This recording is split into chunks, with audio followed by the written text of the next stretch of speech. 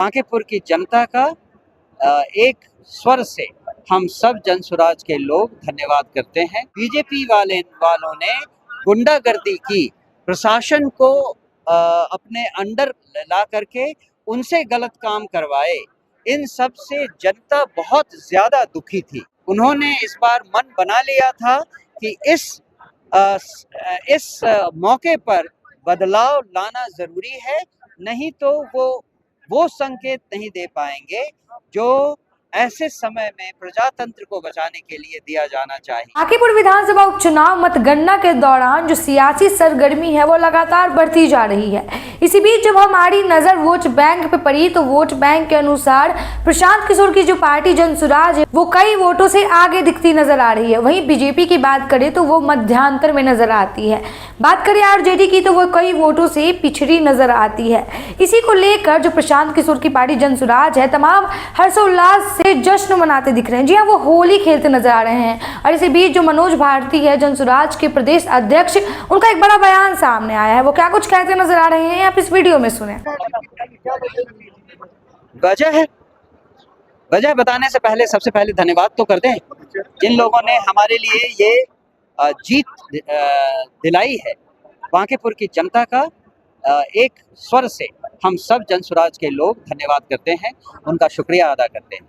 आपने जो सवाल किया वजह क्या थी, इसकी वजह केवल यही थी कि जो बांकीपुर में लोग अब बदलाव चाह रहे थे, उनको ये समझ में आ गया था। और वो स्पेशली ये चुनाव प्रचार के दौरान कि जिस तरह से बीजेपी वालों ने गुंडागर्दी की, प्रशासन को अपने अंडर ला करके उनसे गलत काम करवाए, इन सब से जनता बहुत ज्यादा दुखी थी। उन्होंने इस बार मन बना लिया था कि इस मौके पर बदलाव लाना जरूरी है, नहीं तो वो संकेत नहीं दे पाएंगे जो ऐसे समय में प्रजातंत्र को बचाने के लिए दिया जाना चाहिए। आप ध्यान दें कि बीजेपी के इस सीट को हारने से बीजेपी का कोई नुकसान नहीं हुआ है, बिहार में सरकार को कोई नुकसान नहीं हुआ है, विपक्ष को कोई नुकसान नहीं हुआ है, लेकिन इस बार फिर भी बिहार की जनता की जीत हुई है, बांकीपुर की जनता की जीत हुई है, एक नई आगाज हुई है, एक नई शुरुआत हुई है। जनसुराज को सदन में ला करके उन्होंने एक ऐसी शुरुआत की है जो एक चिंगारी आज है। देखिए, बहुत जल्दी ये एक बहुत बड़े हवन कुंड में बदलेगा, जहां पर सारी गंदगियों की आहुति दे देंगे। तो सुना आपने वो क्या कुछ कह रहे हैं। वो कह रहे हैं कि जो बांकीपुर की जनता है वो परेशान हो चुकी है प्रशासन व्यवस्था से और तमाम चीजों। रिपोर्टर के द्वारा जब पूछा गया कि क्या वजह हो सकती है प्रशांत किशोर की जीतने की, तो वो ये भी कहते नजर आ रहे हैं कि जो बीजेपी का गढ़ माना जाता है बांकीपुर, उसमें से अगर बीजेपी नहीं जीत पा रही है तो कहीं ना कहीं सिस्टम में बहुत बड़ी गड़बड़ी है। उसी गड़बड़ी को सुधारने का काम जो है वो जनसुराज करेगी।